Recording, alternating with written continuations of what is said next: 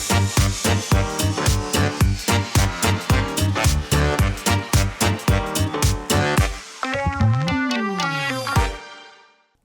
Azər, xoş gəlmisən verilişimizə. Çox sağ ol dəvətimizi qəbul etdiyin üçün. Necəsən? Salam Elçin, çox dəməz. Hər şey yaxşıdır şükür. Sən necəsən? Mən də yaxşıyam. Çox sağ ol soruşduğun üçün Azər. Bu gün sənin köçü hekayəndən bəhs eləyəcəyik, amma onun öncəsində istəyərdim ki, səni heç tanımayanlar üçün biraz özündən bəhs eləyəsən. Harda doğulmusan, nəyləmisən, nə işlə məşğul olmusan Almaniyaya gəlməzdən qabaq biraz istəyərdim özünün barədə məlumat verəsən. Buyurun. Mən Bakıdan olmuşam, Bakıda böyümüşəm. Bakı uşağıyım belə baxanda. Oxumuşam ABŞ-dan Masters in Computer Science və 2010-2012 Fulbright Scholarship. Bakı Dövlətdə oxumuşam informatika və iqtisadi riyaziyyat və kibernetika fakültəsi. ABŞ-dan Masters in Computer Science və Almaniyada MBA almışam Berlin şəhərində. İndi hal-hazırda Google-da çalışıram. YouTube Cyber Security üzərində Principal Product Manager kimi. Belə qısa. Azər, hansı nöqtədə qərar verdin xaricə köçməyə və niyə xüsusilə Almaniyanı seçdin? Nə idi səni buna vadar edən? Çox maraqlı bir sualdır əslində. Mən ABŞ-da yaşamışam 2 il. Başa düşdüm ki, orada çox xoşuma gəlmir. Belə də ingilis dilində demişəm, lifestyle mənim üçün deyil. Mən ayrıca şeylər xoşum gəlir, hansı bir gəzmək xoşum gəlir. Amerikada onu görə bilmədim. Almaniyaya qayıdandan öz yoldaşımla evləndim və biz ikimiz də fikirləşdik ki, biz harda yaşamaq istəyirik, ayrı bir ölkədə baxmaq. Dubaya getdik, baxdıq, xoşumuza gəlmədi. Sonra da Tayland'a getdik, baxdıq, bəlkə ora xoşumuza gəldi. Yox, xoşumuza gəldi, amma orada yaşamaq yox, sadəcə bir məzuniyyət keçirmək super bir yerdir. Yəni siz köçməmişdiniz, sadəcə travel eləmişik, oraya getdik, buraya gəldik. Sonra yoldaşım ki, əslində onların ailə dostların Almaniyada yaşayırlar, Köln şəhərində. Dedik ki, gedək gəzək. Okay, gedək. Biz Kölnə getdik, Köln gəzdik, München, Amsterdam, Brüssel, Viyana. Gördük ki, burada bizə daha maraqlıdır. Almaniyanın bir lifestyle, onların bir work-life balance bizə daha uyğun gəlir. Dedik, okey, bizə Almaniya xoşumuz gəlir. İş tapa bilərik, deyəsənə. Birə gəlim ki, Almaniyaya keçək. Və 8 ildir ki, artıq 2000-də bura gəlmişik. Çox xoşuma gəlir. Və Almaniyanı və Berlin şəhərinin hər gün nəsə bir tədbir üçün kəşf edirəm. Sırf iş məqsədi ilə köçübsən Almaniyaya, onu anladım danışığından, amma biraz istəyərdim əslində ABŞ-dan da danışaq. Çünki 2 ildə orada yaşamısan və bu əslində bizim proqramımız üçün də çox yaxşı bir şeydir ki, sən 2 fərqli xarici ölkədə yaşamısan. Biraz ABŞ-dakı təcrübəndən danışıb sonra istəyərdim Almaniyaya qayıdaq. Təhsil aldığın müddət, oradakı həyat şəraitlərin, biraz bu barədə bizə məlumat versən çox xoş olar. ABŞ çox böyük bir ölkədir. Dəstən əhalisi bir 220 milyon nəfərdir, 20 nəfərdir, çox böyükdür. Və hər bir şəhər, hər bir ştat fərqlidir bir-birindən. Mən Iowa'da qalmışam, o Midwest sayılır. Amma mən həm qərbə, həm şimala, həm bütün Amerika, ABŞ-ını gəzdim, gördüm. ABŞ bir çox gözəl bir ölkədir. Çox maraqlı insanlar, şirkətlər, kompaniya, texnologiya superdir və belə baxımdan əladır.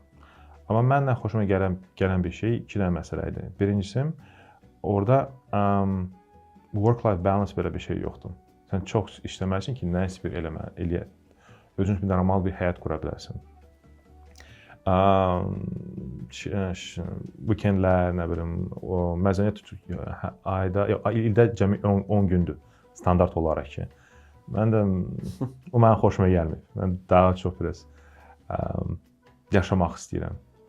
Ona görə ki, yox, mənə çox xoşuma gəlmir. Həm də eyni vaxtda görürəm ki, ABŞ-dakı olan cəmiyyət ancaq pul barədə danışır. Mən üçün o da xoşuma gəlmir.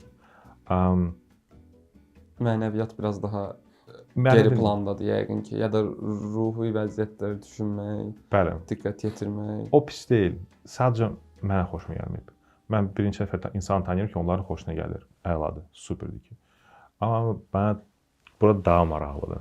Məsələn, Azər, oradakı təhsil prosesi necə olub, nə xatırlayırsan o illərdən, nə deyə bilərsən, Azərbaycanda aldığın təhsillə orada aldığın təhsil arasındakı fərqlər, ümumiyyətlə o təhsil həyatın, o müddət necə bir təcrübə idi sənin üçün? Orada çox maraqlı bir təhsildir. Proqramlar tam ayrıdır, amma orada nə maraqlı idi? Tutaq gəlmişik, ən birinci kurslardan biri idi ki, iPhone-da software development. Bir gün ən birinci dərs, bəlkə professor gəlib bir korobka ilə, onun içində birincidə iPhone, iPad var. Deyir ki, hər bir dənə götürün, semestr lazım, yazmaq lazım deyil, semestr axırına qaytararsınız. Azərbaycana gələn insan, pul belə baxanda görməyən insan, bu mənə iPhone verirlər, ancaq proqram yazmaq üçün. Təmənnasız. Hə, superdir ki. Ona görə okey. Onlar inanmaq gəbərə çox yüksəkdir. Çox yüksək, sənə çox inanırlar. Lakin ki, sən də bir şey eləməyəcəksən, sən bura oxumağa gəlmirsən və onlar üçün, sən oxumaq üçün bütün dəstək verirlər. Məlumat lazımdırsa, kod lazımdırsa, proqram lazımdırsa, nəsə bir hardware lazımdırsa, buyur, problem deyil. Sadəcə oxu. Amma axırda sən ya bütün gün oxumalısan, ya da oxumursansa, təəssüf ki, yaxşı bir grade almayacaqsan və ondan sonra da işdə tapmaq bir əsəbdən olur. Amma oxursansa, hər şey yaxşıdır. Azər, orada təhsil aldığın vaxtlarda, məsələn, professorlarla ünsiyyətiniz necə idi? Həm sizin onlarla belə birə-bir ünsiyyətiniz, həm də onların sizə münasibəti. Çünki məncə sən bunun müqayisəsini çox yaxşı eləyə bilərsən. Bakı dövlətdə oxumuş və sonra da Amerikada davam eləmiş birisi oldu. O maraqlı ki, o ünsiyyətlər cəmiyyətin bir proyeksiyasıdır. Tutaq ki, Azərbaycanda müəllimlə həmişə siz və sizin arasında bir distansiya var. Sən onlara bir ancaq aşağıdan yuxarı baxa bilərsən. ABŞ-da o distansiya daha qısadır və daha bir partnyorluqdur. Partnyorluq oxşuyur ki, bilirsən ki, o professordur, axırda o grade verəcək. Amma o qədər də yüksək distansiya və soyuqluq yoxdur. Daha yaxındır o insan kimi. Və ona görə onlara qulaq asmaq daha maraqlıdır. Çünki bilirsən ki, onlar həm də işini bilirlər, həm də yaxşı professorlar, həm də danışırlar insan kimi. Yaxşı dayı kimi danışırlar, belə deyək. Yaxın, səmimi bir ünsiyyət yaranır. Bəli.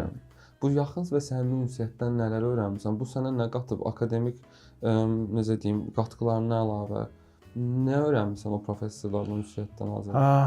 Öyrənmişəm ki, ən birincisi texniki tərəfi bir tərəfidir. Amma əslində mən görmüşəm ki, hər şey mümkündür.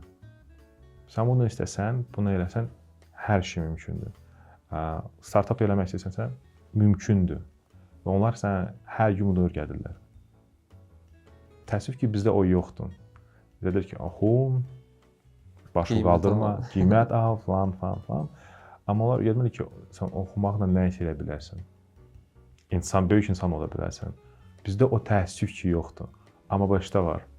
Ona görə Amerikanlı qarşılayanda görürsən ki, onlara ən qədər startup var. Onlar çox rahat danışırlar, özünü çox rahat prezentasiya edirlər. Təəssüf ki, o bizdə yoxdur. Oradakı təhsil müddətində xarici dostların da olub yəqin. Bəli. Onlarla ünsiyyətin necə idi? Yəqin ki, maraqlı bir təcrübə idi o da sənin üçün. Mənim ən yaxın dostlarım biri Hindistanlıdır, biri də ərəbdir. Hələ də ünsiyyətdəsiz. Bəli, hələ də. Və super insan kimi superdir və professional kimi yaxşıdırlar. Amerikanlılar var idi, amma onlar əslində çox maraqlı ki, onlar az idilər bizim fakültədə. Ona görə o qədər də çox Amerikanlılarla dostlaşmamışam. Oradan ünsiyyətlərdən, məsələn, dostluqdan, mədəniyyət baxımından ya da yəni fərqli mədəniyyətdən insanlarla sualımı belə verim. O dostluqlardan nə öyrəndin? Necə bir sənin həyatıva əlavəsi oldu onların, qatqısı oldu? Mən iki məsələsi. Birincisi, mən başa düşdüm ki, dostluq bizim üçün və onlar üçün ayrı ola bilər. Nə mənada? Bizə də dostluq nədir? Siz hər gün görüşürsünüz, 2 gündən bir görüşürsünüz. Biri də yemək, içmək, çay, kofe, kebab. Ayrı insanlarda o dostluq ayrı cür ola bilər. Çünki mən ancaq 2 həftədən bir görüşə bilərəm, qısa müddətli. Mən sənə dostum, sənə kömək lazım oldu, kömək edəcəm. Amma məndə o vaxt yoxdur ki, ancaq sənə ayrılım. Amma o normal bir şeydir. Çünki ünsiyyət ayrıdır. Tutaq ki, Almaniyada da ondan da biraz beş-betərdir. Çünki sən insanla bəlkə 6 ay danışmayacaqsan, amma görüşəndə sən mənim dostumsun. Həmənki ünsiyyət davam edir. Bəli. Azər, bəs oradakı təhsil prosesini bitəndən sonra bu arada hansı ilə rast gəlir? Neçənci illər arasında oxumusan orada? 2010-2012. 2010-12. Qayıdırsan Azərbaycana, Bəli. düzdür? Orada da çalışmağa başlayırsan. Bəli.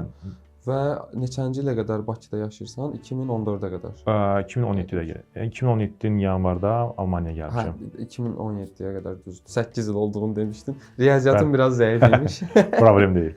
2017-də, yəni o ərəfə nə vadar elədi? Yəni bunu əvvəldə də soruşdum. Nə idi əsas bu qərarın arxasında motivasiya ki, mən Almaniyaya getməliyəm? Niyə ölkədən ayrılmaq istədin? Mən Azərbaycana qayıdanda BIP-ə qayıtmışam, BIP-də işləmişəm. Bir də benzin British Petroleum. Bəli.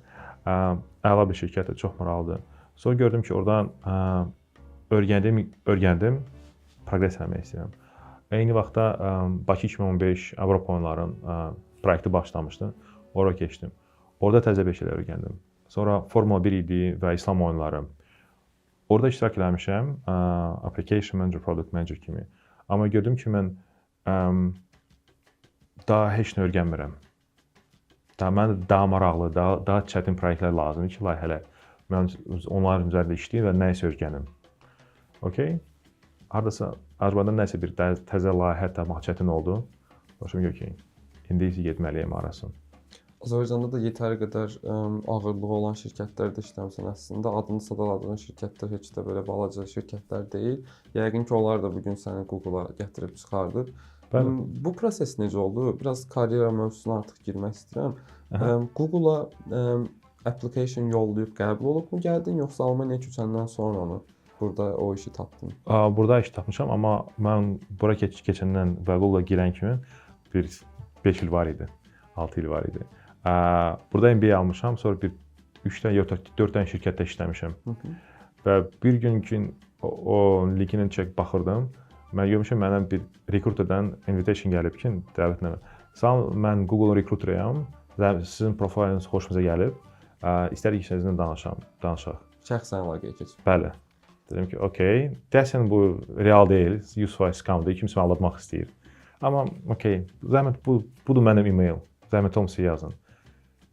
15 dəqiqədən sonra mənə bir e-mail gəlib ki, rekruterin adı @google.com. Mən o vaxt başa düşdüm ki, bu real bir şeydir. Heç kim aldatmır məni. Yəqin ki, həyəcanlı bir an idi. Amma mən yenə fikirləşdim, okey, mən hara, Google hara girəməyəcəm. Okey, ona biraz rahat idim, bilir ki, olsun, şans yoxdur. Zəngləşdik. 20 dəqiqədən sonra rekruter deyib ki, siz mənə xoşuma gəldiniz. Gəlin sizə next rounda gətirək. Okey, nə deməkdir? 4 nəfərlə danışmalı olacaqsınız. Okey, nə vaxt? 2-3 həftədən sonra. Okey. Çıxdım zəngdən, okey. Deyəsən bu reallıqdır. Amma yenə də şansım yoxdur da. Mən hara, Google hara. Amma heç olmasa biraz oxum ki, nə məsələdir. Hansı bir tapşırıq verildi hazır? Yox, hələm yox. Bir kitab almışam, How to Prepare for PM Interviews, nəsə belə bir şey. PM dediyim Product Manager. How to Crack PM Interviews. Kitab aldım, gəldim evə. Eyni vaxtda yanımdadır, elə mart idi, Novruz bayramı yaxın. Yoldaşım paxlava bişirib. Mən də çay içib paxlava yedim. Elə demə, bu il paxlava yeməmişim. Sağ ol. Amma biraz oxudum, yarım saat, 1 saat oxudum, okey. Başa düşürüm. Logikanı başa düşdüm, okey. 1-2 həftədən sonra mən intervyu olub. Yenə də mən özümə inanmırdım, amma çox rahat idim və intervyu çəkənlərlə danışdım, onlara güldüm, onların bir business case'ləri həll eləmişəm. Sonra ona deyib ki, əla, super, sən keçdin. Keçdin, yəni artıq işə qəbul olundu. Welcome to Google. İndi bizdə team matching olacaq. Onlar proses belə idi. Siz tutaq Google intervyunu keçmisinizsə, onlar ki, bizdə bir tutaq 20 dənə komanda var. Hansına işləmək istəyirsiniz?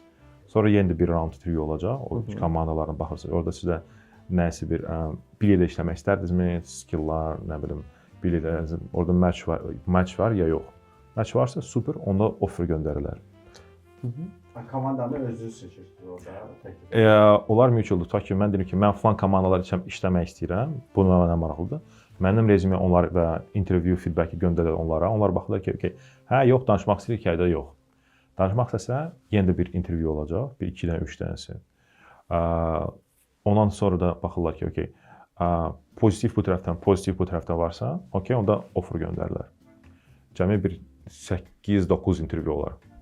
Mənim onda belə başa düşdüm ki, qısa xülasəsi budur ki, Almaniyaya gəlirsən, MBA eləyirsən, Bəli.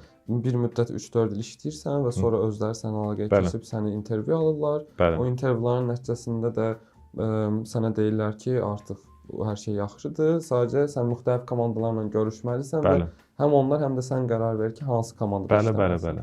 Bəs bu görüşlərdən öncə, bu intervyulardan öncə sənin sahən product management sahəsi idi yoxsa? Elə oradan da davam elədin. Product manager və entrepreneurship, mən burada 3 dənə startup açdım və sonra da bağladım. Və o mənə elə o experience mənə kömək edib ki, mən o intervyuları keçim. Çünki mən o barədə danışdım, onların çox xoşuna gəlib ki. Yəni həm də məndə işdir, ailədir, uşaqdır, həm də entrepreneurship eləyirəm.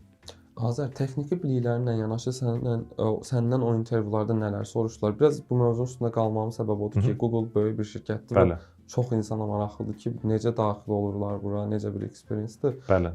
Nə soruşdular səndən, nə öyrəndilər daha çox? Onlar əslində tam deyə bilmərəm, çünki mən hələ Google-un işçisiyəm. Amma ümumiyyətlə deyə bilərəm ki, orada Mənə verilişdən sonra deyərsən.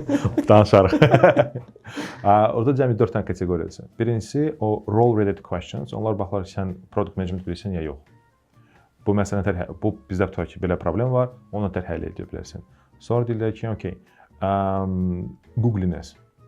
O nə deməkdir ki, deyir ki, sən insan kimi normal insansan və səndə entrepreneurship spirit var ya yoxdur. Ya da sən sadəcə sən iş götürüb işləyirsən, ona başqa işlə marağın yoxdur. Üçüncüsü, hərdən biri olur ki, technical design. İndi deyə bilərəm, mən tutaq ki, soruşdular, indi Google Meet yoxdursa, Google video konferans, sən nətər eləyərdin ki? Yəni, təsəvvür et ki, o yoxdur indi. Nətər başlayardın? Və high level dizayndan düşmüşük o video compression alqoritmlərə. Yəni Google-un Google Meet, yəni onlayn Zoom kimi bir proqramı yoxdursa, sən necə qurardın ki? Bəli, sıfırdan. Belə tipli. Sonra nə isə var idi? Hansısa bir kateqoriya var, yadımdan çıxdı əslində. Onlar sadəcə baxırlar ki, sən normal bir insansan, səndən işləmək maraqlıdır ya yox. Yəni Google istədiyində yəqin ki, Google-a uyğunluq deyə çevirə bilər yazılacağını. Və bunlardan keçib ondan sonra artıq deyirlər ki, keçəndən sonra sən bizlə işləyə bilərsən. Sən də orada artıq qərar verirsən. Bəli. Mən Google-un Berlin filialı da demirlər ona, headquarter deyə. Headquarter-ında olmuşam, çox maraqlı bir binadır. İstəyərdim sözündə danışasan. Bildiyim qədər orası köhnə bir xəstəxana olub, düzdür? Çox maraqlı idi, çünki köhnə şirkətim Google-la əməkdaşlıq edirdi. Bəli. Nə danışa bilərsən iş mühitindən bağlı? Həm iş mədəniyyəti, həm də elə binanın özü, işin ortamı. Bəli, başlayan binadan, bina özü, o köhnə xəstəxana idi. 90-cı illərdən ya da 2000-ci illərdən o bina satılıb və bir müddət sonra Google onu alıb və onu öz ofisini kimi eləyib. Və əlbəttə ki, dairə olan çox şey dəyişdiriblər, amma o vaxtdan qalan şəkilləri asıblar ki, sən baxarsan ki, 50 il əvvəl bu belə idi, indi belədir. Çox maraqlıdır. Və hərdən bir indiyə qədər görürsən ki, bəzi insanlar gəlirlər resepsiyona, soruşur deyir ki, mən burada işləmişəm, ya da buradan doğulmuşam. Onlarım içəri girib baxım. Okey, onu göndərsən security-lər, onlar da okey. Bir balaca tur kimi gedirlər ki, hə, bu burada olub, bu burada olub. Və baxırsan cəmaatın gözləri yaş olurlar. Çünki buradan xeyli vaxt işləyiblər, ya da anadan olub, xatirələri var, bəli. Çox maraqlıdır. Ona görə belə. Mühit də çox maraqlıdır əslində. Google-un bir mədəniyyəti var ki, deyirlər ki, sən hər hansı bir Google-un işçisinə zəng eləsən, o insanda əsas iki dənə şey olacaq. Öz işindəki bir ekspertiz olar, çünki işini bilir və eyni vaxtda ingiliscə deyirlər ki, willingness to collaborate. O sənlə bir nəsə işləmək istəyər. və o çox açıqdır. Və mən deyirəm ki, mən indi sabah VP, SVP ya da kiməsə mesaj göndərsəm, o mənə cavab verəcək. Və bizdə müəllimlik yoxdur. Ona görə Google mədəniyyəti insanlar görürsən, çox formal gəzmirlər. Kimisə qalstukda görmək çox bir nadir bir şeydir ki, nəsə olub, nəsə baş verib. Deməli, hansı bir müştəri ilə görüşü var ona görə. Belə. Mədəniyyət Ünsiyyətləri necədir? Yəni anladığım qədər hiyerarxiya çox necə deyim, flat hierarchidir. Yəni bəli. arada məsafə yoxdur. Müdirlə, yəni işçilər arasında rahat əlaqə saxlaya bilirsiniz. Bəli. Hörmət çərçivəsində təbii ki. Əslində hiyerarxiya var, sən onu bilirsən. Amma o bizimki olan Azərbaycan kimi hiyerarxiya kimi deyil. Rəis Yuxarıdan aşağı baxmır. Sadəcə hamı bilir ki, o rəisdir və onun bir danışmalılar. Onların yenə deyirəm, cəmaatın arasında distansiya çox qısadır. Və sənlə danışa bilərsən insanlarla. O normal bir şeydir. Bəli, tutaq ki, bu burada rəisdir, amma mən bunu məhz topiki daha yaxşı bilirəmsə, məndən işləyəcəklər. Və belə baxan əsas odur. Xoşuma gələn. Orada müxtəlif yenə ölkələrdən insanlarla işləyirsən. Gələndə özüm də görmüşdüm ki, müxtəlif ölkələrdən insanlar var. Bəli. Onsuz da Berlində çox da təcrübəlisi bir şey deyil, amma təhsil prosesində o insanlarla ünsiyyətdə olmaq ayrı, onlarla işləmək ayrı bir təcrübədir. Necə baş verir bunlar şirkətimizin içində? Necə o ünsiyyət saxlanılır? Çox maraqlı. Əslində biz işə girəndə bizdə onboarding treyninqlər var və o mədəniyyətin fərqlənməsi olan barədə treyninqlər çoxdur. Və bir də başa düşək ki, bəzi şeylər tutaq ki, sizin mədəniyyətdə olan bir şey, tutaq ki, göz-gözə baxmaq. Bəzi mədəniyyətlərdə o aqressiya bir tipdir. Bizə tərsinə, bizə normal bir şeydir. Amma bəzi mədəniyyətlərdə o aqressiyadır. Ona görə zəhmət olmasa hərdən bir kim sizə gözlərinə baxmır, o demək deyil ki, o nəsə bir gizlədir. Sadəcə onun şəxsi mədəniyyətdə bu normal bir şeydir. Və onun üçün çox fokus var. Həm də insanlarla ünsiyyət qurmaq, işləmək, həm də userlər üçün produkt qurmaq. Biz bilməliyik ki, bizim şəxsi mədəniyyət bizə qarşı işləmir. Və tərsinə ona bizə bir kömək eləyir, dəstək verir. Mənim komandam tutaq ki, İsveçrədədir. Mənim menecment ABŞ-dadır, Kaliforniyada. Bəzi kontraktlar İndiyadadır. Bəzilər Fransada və tutaq ki, New Yorkda ya da yəni Kaliforniyada. Tam qlobal bir şirkətdir. Əsas problem mədəniyyət deyil, əsas problem iş vaxtıdır. Tutaq ki, bizdə saat 9-dur, Hindistanda artıq saat 11-dir. Ya da artıq bir günorta saat 3-dür, belə bir şey. ABŞ-da hələm yatır. Hamısını hansı bir mitinqə salmaq çox çətin olur. Kimsə gecən yatmamalıdır. Əsas odur, amma iş belədir. Bəs bu fərqli ölkədən bir araya gəlib, bayaq dedin, willing to collaborate, yəni Bəli. birlikdə işləməyə könüllü olmaq məsələsi. Bəli. Bu fərqli mədəniyyətlərdən insanlarla bir proyekt üstündə işləyərkən Bəli. fərqli perspektivlərlə rastlaşırsan. Bəli. Bunların bəziləri sənin perspektivə uymaya da bilər. Əlbəttə. Bununla necə başa çıxırsan? Yəqin ki, bu da nəsə öyrədir sənə. Əlbəttə. Deyir ki, okay, mən bunu belə görürəm. Bəs sən necə bunu görürsən? Deyir ki, belə, okay, niyə görə? Gəl biraz aşağı düşək.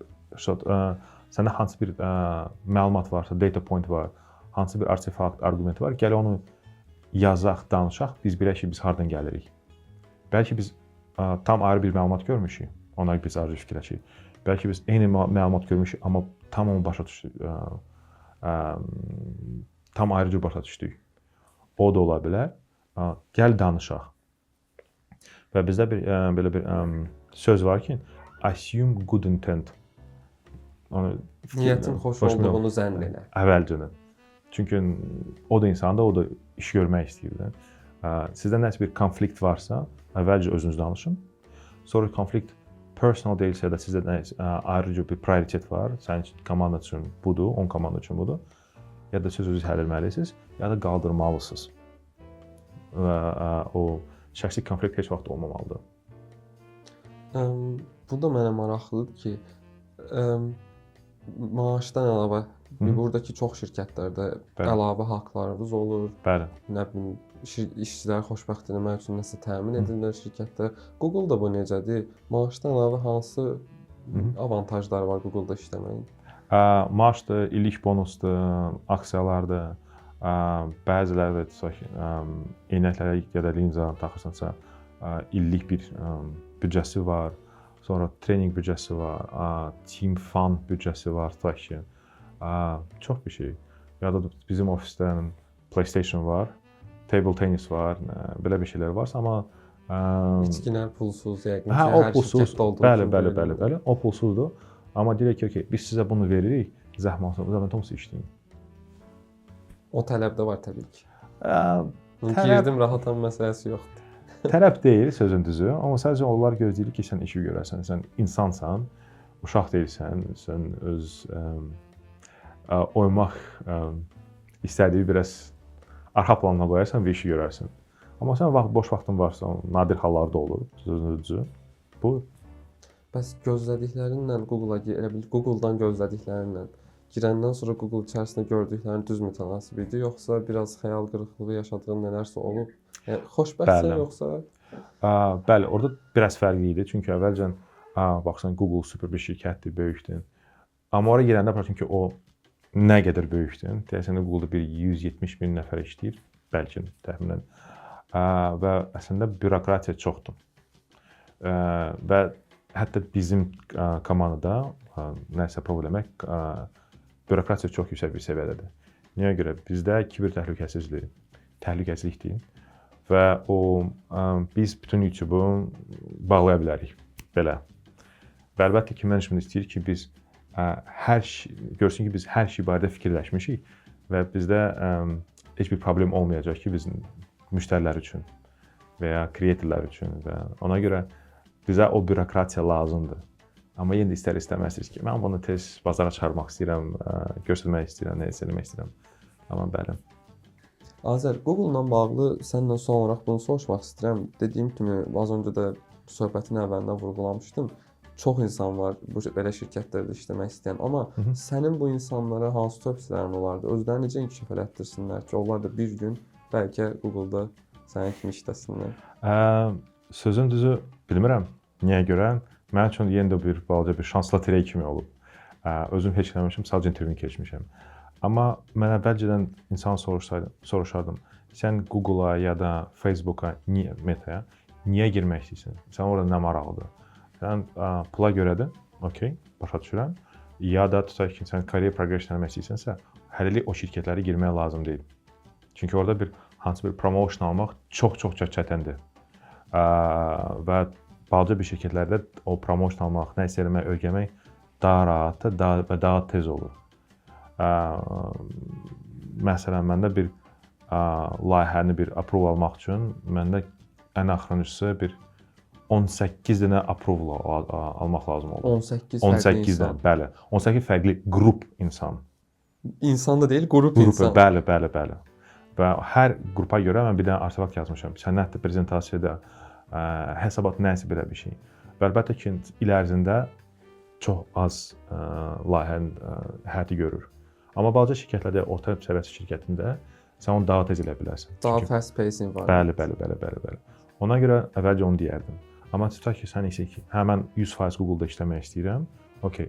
Ən birincisi, sən öz işində professional olmalısan və məsləhət görərdim ki, şəxsi brend olmalıdır. Hansı birsə. Front-end engineersən, okay, sən görsən ki, cəmaət sənin ən yaxşı front-end engineer kimi tanımalıdır. Bu işin 3 şəxsi proyektlər olmalıdır, şəxsi layihələr. Amma yenə də o şəxsi brend kimidir. 4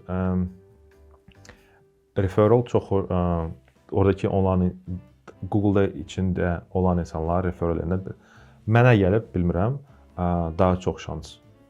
Onlarda daha çox şans var və intervyuya hazırlaşmalısan. Bizimkilərdə maraqlı ki, o problemdir, biraz problemdir. Nə mənada səncə? Bizimkilər, baxmışam injinerlər çox yaxşı, texniki tərəf çox yaxşı bilirlər.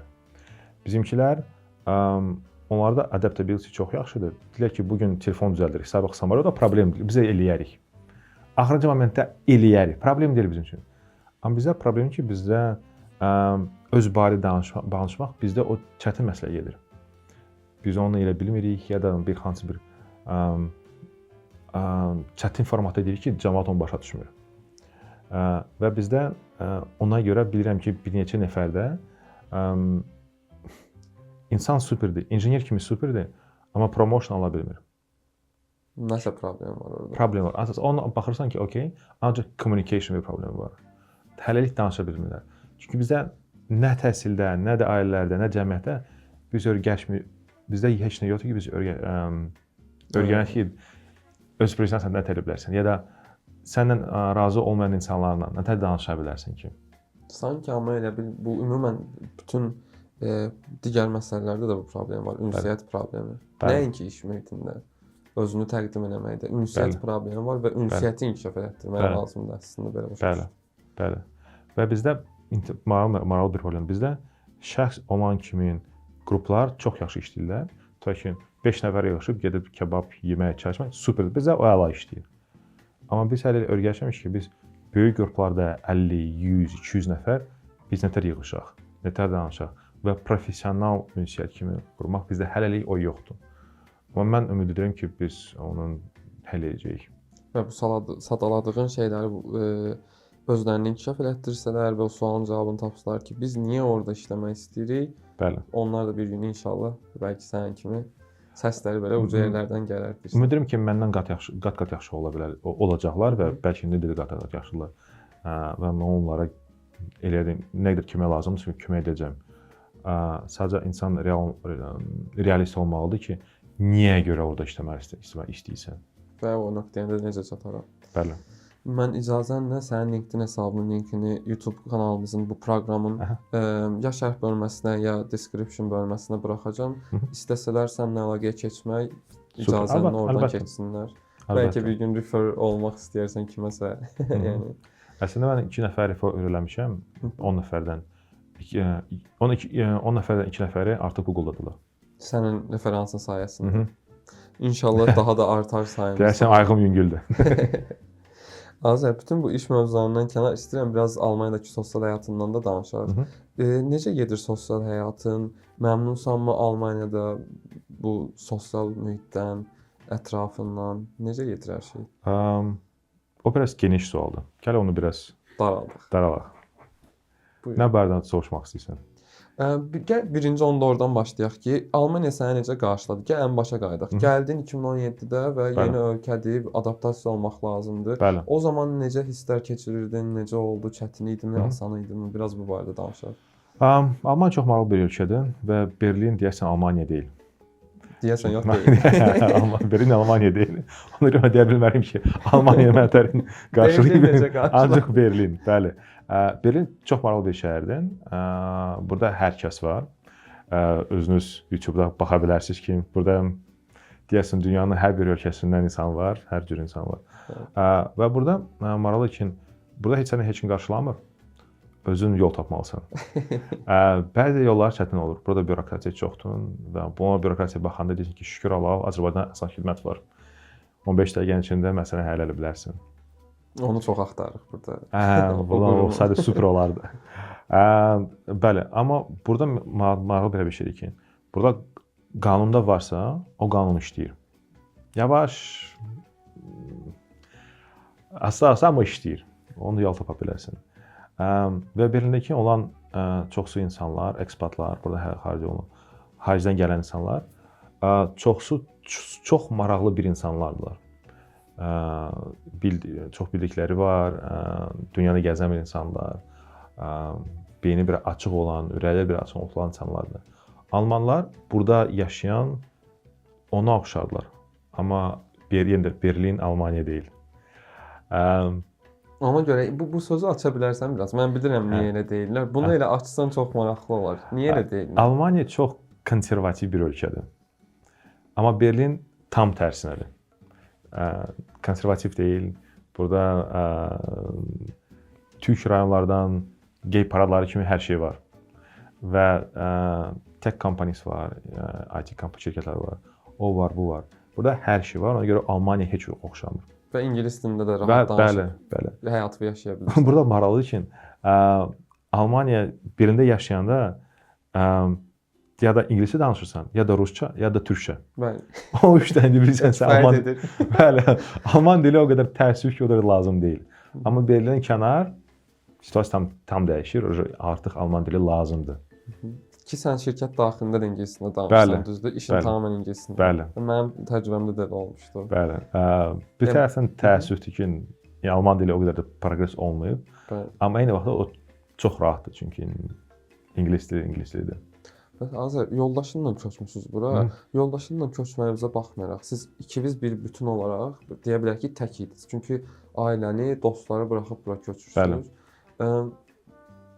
Yenidən sıfırdan bir həyat qurmağa çalışmaq necə bir şey idi? Çətin. Nə yaşamısınız o dönəmlər ilk vaxt? Çətin çünki biz bura keçəndən sonra 6 aydan sonra bizim 8 aydan sonra uşağımız buradan doğulub və bütün o çətinlikləri uşaqdan o özümüz yaşamışıq. Əslində o çox böyük bir stressdir. Amma eyni vaxtda sən başa düşürsən ki, sən nəyə layiqsən? İnsan kimi, kişi kimi, yoldaş kimi və öz-özünə hörmət qalxır. Və çox maraqlı mənim üçün çox maraqlı bir transformasiya olub ki, başladı ki, mən nəyə layiqəm?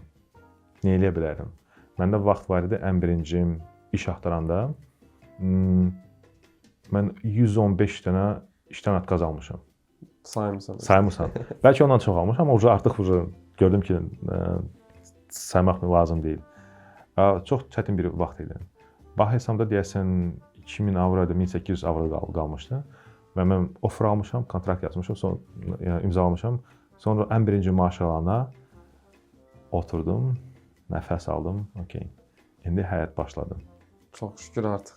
Bəli, gördüm ki, iş gedir, pul gəlir, biraz rahatlana bilərəm, gülə də bilərəm. Mənə çox yoldaşım kömək edib, dəstək verib. Deyib ki, başa düşürəm ki, məsələ çətindir, amma mənlə səndən bir yerdəyəm. Super. Onsuz o çətin məsələ olardı. Mən buradakı insanların qarşılandam, bizimkilərin barədə danışıram.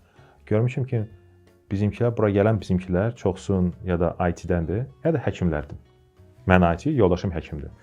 Ən maraqlı nümunədir. Amma bizdə bura gələn insanlar ali təhsilidir, işi bilən insanlardır falandır. Amma bizdə problemdir ki, biz yenə də bir ailə ya da 5-10 nəfər görüşürük, çay içirik, kebab yeyirik, nəysə. Amma hansı bir community yaratmırıq. Ayrı millətlərə baxanda görürəm onlar ki, onlar bunu eləyirlər və bəlkə yüz illər kimi eləyirlər. Və biz individual insan kimi güclüyük, amma qrupda zəifik. Ona bir müddətdən sonra, elə əslində bu il, mən bizim buradakı Almaniya IT community yaradıram və dostlarımla İlkin, Əziz və mən istəyirəm ki, biz bir yerdə yığışaq və biz öyrənək ki, biz bir yerdə nətər işləyə bilərik. Birimizə dəstək, birimizə hansı bir yardım, kömək, onu eləyək. Nəsə bir hansı biliklərimiz bir-birimizə öyrədək. O communication skillsdir, hansı bir texniki bir topikdir, bacarıqdır. Hər şey bir yerdə. Ya da kiməsə iş lazımdır ki, hansı şirkətlərdə iş pozisiyası var ki, onu bir refer eləsin ki, o bizimki insan iş tapsın. Ən birincisi budur. Biz birindən başlayırıq, amma artıq ayrı Almaniyadakı içində olan şəhərlərini danışmağa başlamışıq. Tutaq ki, Köln'ün olan orada bir qrup var. Azərbaycan Digital Experts qrupu. Onların bir 100 nəfər bizimki var. Onların yavaş-yavaş ünsiyyət qururuq. İstəyirəm ki, biz bu heç olmasa IT səviyyəsində eləyək, sonra gətirək, həkimləri gətirək, ayrı bir qrupları gətirək ki, biz bir yerdə nəsə eləyə bilərik. Sosial tərəfi, mədəniyyət tərəfi, bizimki mədəniyyəti biraz dəstək verək ki, o da cəmaət onu bilsin. Və sonra, ya da eyni vaxtda əslində, mən istəyirəm ki, biz buradakı olan biliklərimizin Azərbaycana gətirək, hansı bir formada. Azərbaycanda bir yaxşı personal olsun, ölkə kimi qalxsın. Mən istəyirəm ki, mənim uşağım bizimkilərlə fəxr eləsin. Çünki mənim uşağım burdan da olub. 7 il yarım var.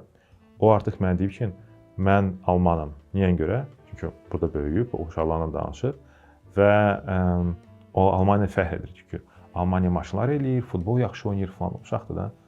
Amma mən istəyirəm ki, o böyüyəndə görsün ki, bizimkilər də ölkə kimi, insanlar kimi, community kimi, diaspora kimi biz əlayıq, biz maraqlıyıq, biz nə isə eləmişik, əla bir şey eləmişik, hansı bir səviyyəni çatmışıq ki, onu heç kim eləməyib.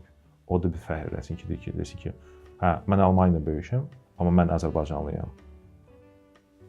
Mənim anladığım o oldu ki, daha çox sosial həyatında öz millətimizdən insanlarla ünsiyyət içindəsən və bu ünsiyyətdən də belə bir təşəbbüs ortaya çıxıb ki, biz belə bir network yaradaq və bunu da əslində bir ata olaraq düşünmüsən, istəmirsən ki, dediyim kimi övladın biraz daha bizim insanlara da tanısın gələcəkdə. Bəs bu network-ı necə eləyək ki, yəni hardan çata bilərlər insanlar ora, necə tapsınlar bu network-ı? Bəlkə də xəbəri olmayan insanlar da izləyəcək Berlində yaşayan bunu. Biz onu Key.ai üzərində platformasına eləmişəm eventləri. Bütün eventlər bizdə offline-dır. Hansı bir yer tapırıq, o cəmaat dəvət edirik. Keçən dəfə paxlavan gətirmişik, bir 150 dənə. İkinci dəfə deyirsən ağzımın suyu axır. Bağışla. Vallahi bu Novruz yeyəməmişəm paxlava. Bağışla. Şəkər bura da lazımdır. Bəli. Keçən dəfə bunu eləmişik və eşimiz başlamışıq bir. Okay, biz burada keçən dəfə eləsən 45 nəfər gəlib. Və biz burada 45 nəfərik. 45 nəfər nə edə bilər? Bura baxanda çox paralcı bir kütlədir. Amma tarixə baxanda görürsən ki, Instagram desən 11 nəfər işləyib, 15 nəfər işləyib ki, Facebook-un alanda 3 milyard idi, belə 5 milyard idi. WhatsApp-dan 33 nəfər 12 milyarda satılıb. Komanda 33 nəfər olub, amma şirkət dəyəri o qədər idi. Bəli. GitLab, GitHub, Minecraft, o bütün balaca komandalar o idilər. Sonra onları aldılar bir böyük vəsaitə. Deyirsən ki, okay, biz burada 45 nəfərik. Ali təhsilli, professional insan, işini bilən insan. Biz nə edə bilərik bir yerdə? Necə eləyək ki, ortaya bir bəlkə də gələcəkdə produkt çıxsın. Bu da biz Azərbaycanlılar olaraq bunu eləyək. Bizim ölkəmiz üçün də prestijdir. Əslində belə başa düşürəm ki, bu network məsələsinin belə bir motivasiya tərəfi də var. Və əlbəttə ki, o pul olmadı, çünki əslində pulsuz o cəmiyyət o qədər də uzun yaşamayacaq. O belə mən eləmək istəyirəm ki, o bizim olan buradakı cəmiyyət pul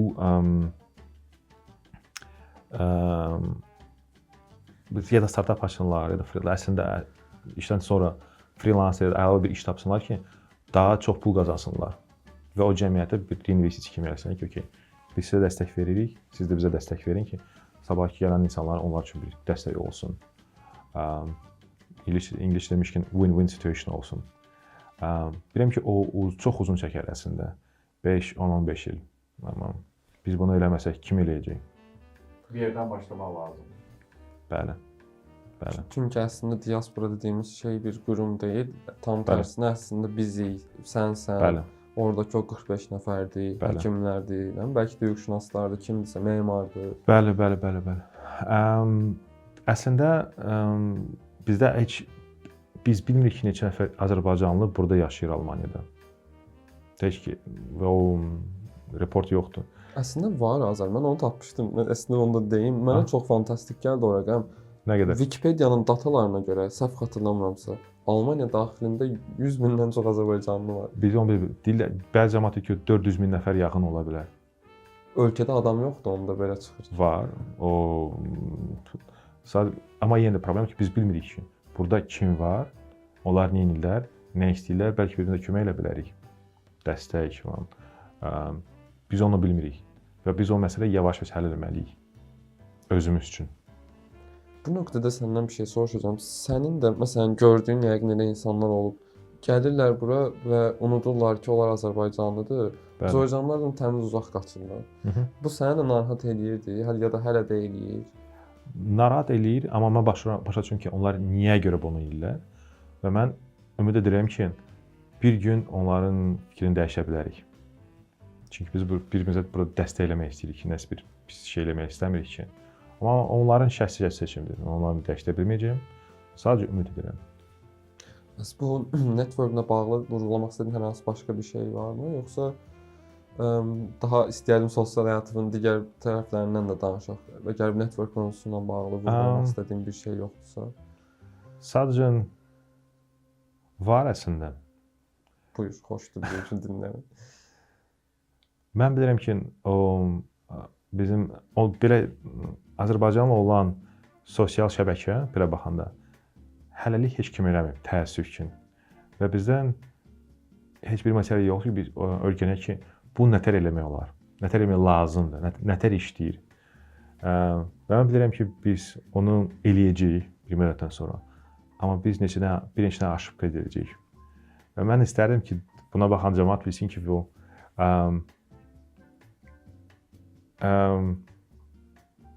sadəcə bizə vaxt lazımdır. Və bizə onlar gəlsinlər, iştirak eləsinlər, yavaş-yavaş kömək eləsinlər. Sadəcə bilsinlər ki, biz ancaq yaxşı şeylər eləmək istəyirik və bizə dəstək lazımdır ki. Və onların bir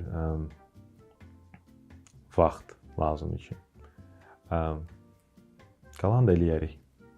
Anladığım daha çox mənəvi dəstək lazımdır. Bəli.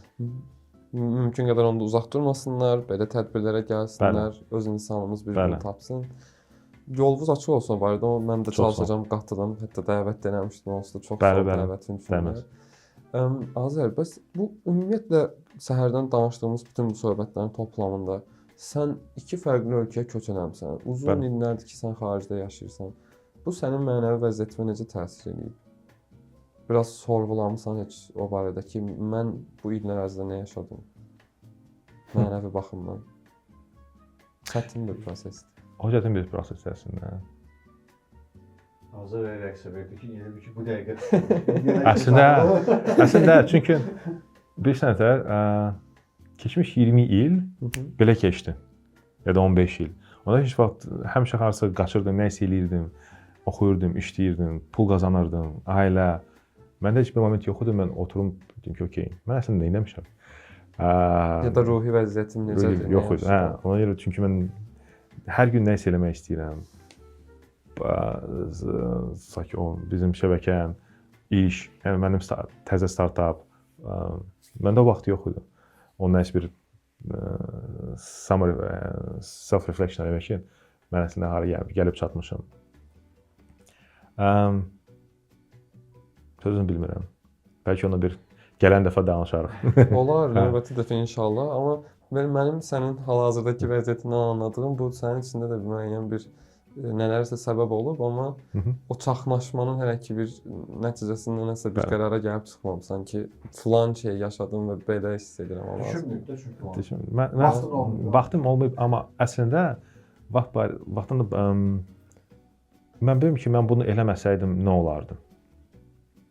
Mən burada həyatımda çox yaxşı bir şeylər gördüm və çox pis şeylər gördüm. Mən tutaq gördüm ki, mən sevdiyim insanlar gözümün qabağında ölüblər. O çətin bir məsələdir. Bacım, dayı oğlum, atam, onu hər şey görmüşəm. Amma eyni vaxtda mən görmüşəm ki, mənə yaxın olan insan nə qədər mənə pozitiv bir emosiya veriblər, məni xoşbəxt ediblər. Və əsas maral odur ki, mən o xoşbəxtliyi nətər bir saxlayım və böyüdüm. Bütün bu itkilər, Allah rəhmət eləsin bu arada, öncəliklə bütün bu itkilər sən xaricdə olduğun müddətdə baş verir, yoxsa? Yox, tutaq ki, atam ölüb ki, mən 10 yaş olanda Bakıda. Bacım ölüb mən burada olanda və dayı oğlum eyni vaxtlarda. Bunun özü belə, bunu ona görə soruşdum ki, yəni qürbətdə olanda xoşbəxt anlarda da, kədərli anlarda da uzaqda qalmaq bu özü belə insana əslində ruhi baxımdan çox çətindir. Çox çətindir. Amma sən eyni vaxtda bilirsən ki, sən Bakıda olsaydın heç nə dəyişdirə bilməzdin. Ona görə mən.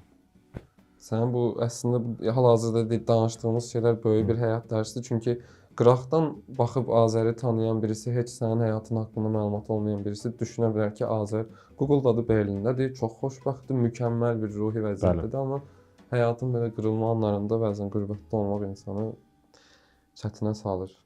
Bəli. Amma həyatda həm pozitiv gülümsü olur, həm də tragediya olur. Azər, qürbət nə deməkdir sənin üçün? Necə onu təsvir edərsən? Bir hissmi, nədir o? Onu düşünmüsən heç? Yəni bunu necə təsvir edərsən? Çox maraqlı bir şeydir və eyni vaxtda çətin və pozitiv. Çətinlik nədir? Anamı, qardaşımı, dostlarımı ildə bir dəfə görürəm. Şükür, WhatsApp, Telegram var, onlarla gündə zəngləşə bilərəm, amma eyni şey deyil. Ona görə biraz çətindir. Həmin doğma bizim kabablar, dolmalar burada tapmaq mümkün deyil, təəssüf ki. Vətəndir, həmişə olur. Pozitiv nədir? Buradan əslində özünü göstərmək yox, nəsə bir burada eləmək şans daha çoxdur. Və burada stressiz yaşamaq şans daha çoxdur. Mənim üçün bu belə baxanda balansdır. Mən nə isə qazanmışam, amma eyni vaxtda nə isə itirmişəm.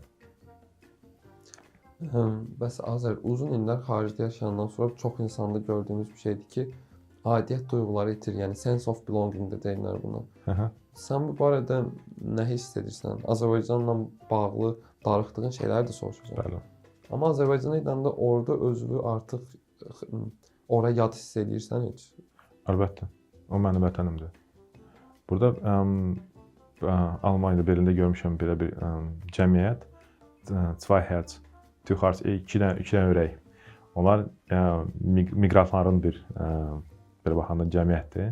Deyirlər ki, mənim ürəyin bir parçası Almaniyadadır, amma onun bir parçası oradadır. Mənə də eyni şeydir. Mən bir kimi Almaniyada yaşayıram, amma mən yenə də Azərbaycanlıyam. Amma oraya gedəndə əslində onu soruşmaq istəyirəm. Tam deyəsən aydın olmadı sualım. Yəni o qopuqluq olur heç. Uzun müddət xaricdə yaşayandan sonra oraya gedəndə özünü orada yad hiss eləmək. O biraz var. Var, Bəli. Çünki mən dəyişmişəm, vaxtlar dəyişib. Mən özümü 10 il bundan əvvəl müqayisə edirəm. Nə o vaxt hiss eləmişəm, nə o vaxt görmüşəm. Amma bilirəm ki, o artıq vaxt keçib. Bu səndə nə hiss yaradır? O qədər hiss yoxdur. Sadəcə mən bilirəm ki, bu reallıqdır. O normal bir şeydir. O demək deyil ki, mən pisəm, ölkə pisdir, bu yaxşıdır, o yaxşıdır. Yox, sadəcə o reallıqdır. Deyir ki, okey, indi reallıq belədir, həyat belədir. Sən ona uyğunlaşmalısan ya da stres yaşayacaqsan. Seçin nədir? Bu reallığı qəbul edib o zaman. Mən sadəcə reallığı qəbul edirəm ki, okey. Belədir. Bəs bu gəldiyimiz nöqtədə sənin üçün ev nə deməkdir? Ev mənim sevdiyim insanlar yaşadığım yerdir. Mənim iki dənə ev var. Biri buradadır, yoldaşım, uşağım. Biri Bakıdadır, anam, qardaşım. Ev səncə bir duyğudur, yoxsa fiziki bir yerdir? Hissdir. Özünü harda rahat hiss edirsən, orada evdir. Mən də özümü rahat sevdikləri insanın yanında qalmaqdır. Berlində yaşadığın üçün ya da ümumiyyətlə Almaniyada yaşadığın üçün belə desək, məmnunsan yoxsa xoşbəxtsən? Bunlar iki fərqli şeylərdir. Yəni happiness və satisfaction. Səndə o satisfaction, yəni ikisi də var, yoxsa bəlkə də satisfaction yaşayırsan, amma happiness, yəni xoşbəxtlik yoxdur? İkisi də var. İkisi də var. Bəli. Sənin adına sevindim. Xoşbəxtlik sənin içindən gəlir. Amma satisfaction sən nə eləyirsən və həyatda nə görürsən. Məndə ikisi də var, şükür. Ona min şükür, o var. Mənim bildiyim qədər sənin artıq Almaniyada qalıcı, yəni daimi oturumun da var. Bəli. Və inşallah gələcəkdə, onu da səhv xatırlamıramsa, artıq Alman vətəndaşlığına da başvurmağı düşünürsən, düzdür? Bu barədəki gələcək planların necədir Azər? İnşallah bu... Mənim üçün o sadəcə bir sənətdir, ona başqa. Mən heç nə dəyişmir. Mən yenə də Azər olacağam, yenə də Azərbaycan olacağam, yenə də immigrant, burada immigrant olacağam. Sadəcə sənəti kimi harasa bir getmək mənim üçün daha rahat olacaq, çəki vizasız. Müəyyən leqal işlər, digər şeylər. Bəli, ancaq bürokratiyanın Səndən bu cavabı eşidəcəyimə o qədər əmin idim ki, bəlkə də eşitmək üçün şey elədim. Çünki birincisi onsuz da uzaq qaçırlar, ikincisi də vətəndaş falan belə şeyləri əldə edib təmiz özlərini unudurlar. Mən elə səndən bunu eşidib istəyirdim ki, bu bir qeydə alınsın. Unutmamaq lazımdır. İnsan gərək özünü unutmasın. Bəli. Və öz vətənini və hardan gəldiyini unutmamalısan. Mən deyən də o insanım ki,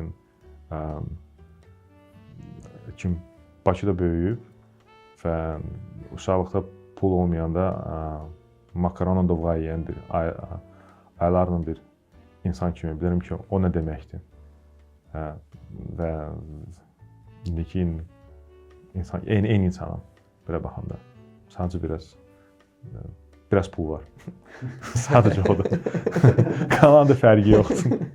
Bu vətəndaşlıq məsələsinə bağlı ilk qonaqlarımızdan birisi idi, Şamillə danışanda demişdi, o da Hollandiya vətəndaşıdır, ya da Niderland.